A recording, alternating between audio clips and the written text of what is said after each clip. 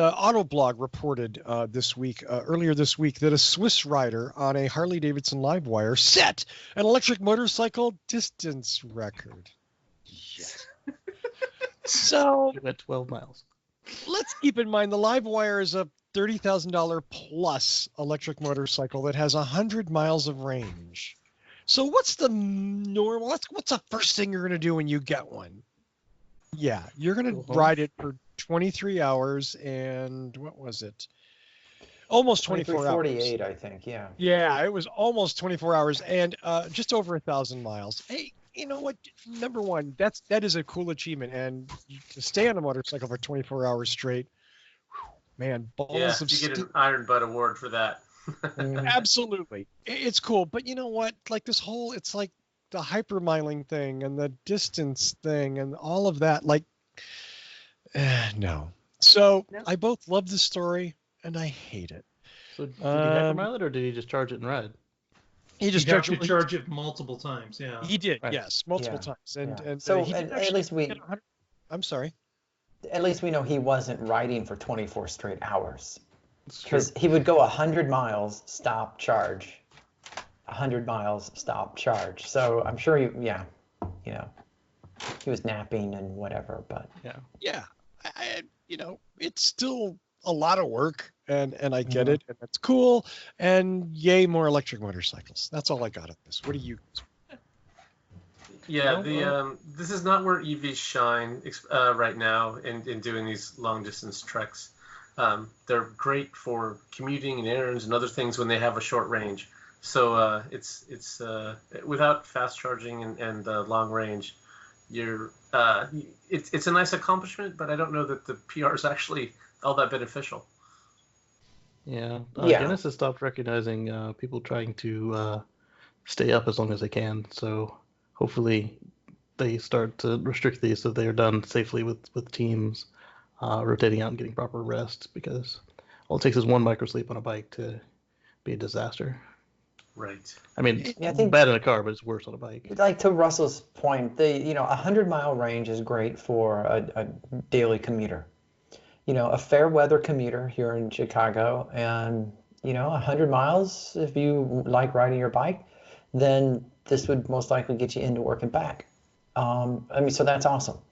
But yeah, this isn't, a 100-mile range. Anything isn't, a road trip vehicle. I don't care if it's a 100-mile Leaf. Driving to Nebraska is, it's 370 to 400 miles. So, I mean, right there, 100-mile anything, you're stopping 3 or 4 times to charge. Also keep in mind, though, this is a motorcycle, and they are basically designed as shorter range vehicles anyways. Like, except for the, Iron Butt Award that people drive forever on them. The vast majority of people, these are used, after work on weekends for shorter trips up and down. And California's a perfect example. Great place to, drive the coast, drive the PCH, go 50 miles this way, 50 miles that way, and you're back home. And that's what the vast majority of people will be using these bikes for. Or to get to and from work. Most gas Harleys. Let's be realistic. These people aren't riding across country to Sturgis. Those lazy bastards truck those bikes in half the time. Not everybody. Some of them are genuine bikers, and God bless them. But I mean, if you trailering a bike to go to a bike festival, number one, loser. Okay. Most Harley owners, they're out on the weekends when it's sunny. They don't go out because they don't want to get their chrome, water spotted. They're wearing their fancy leather.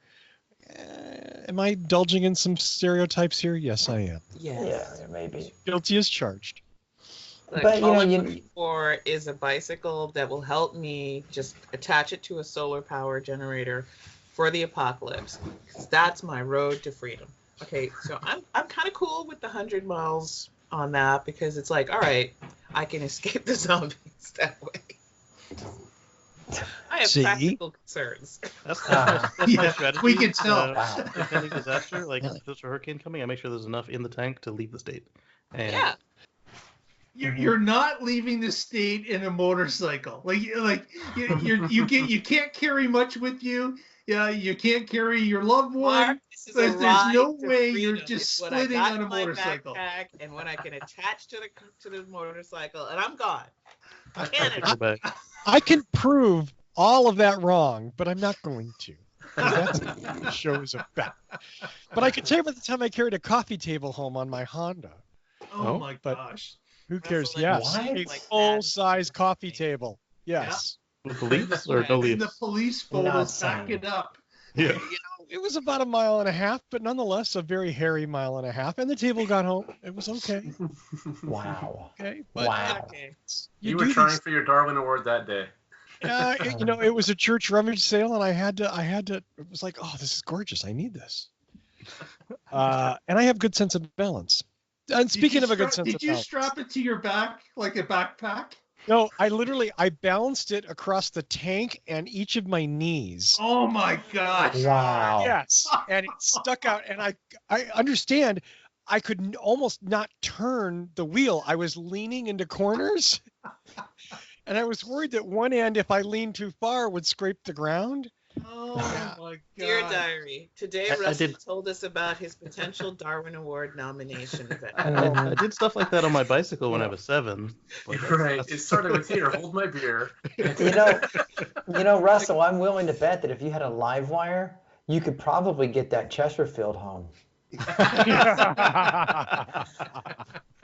I need that Chesterfield. See, this is why we need a 3-wheeler bike. So when Russell decides to move furniture on a motorcycle, get a Piaggio, and you got it made, man. Okay, well, the Piaggio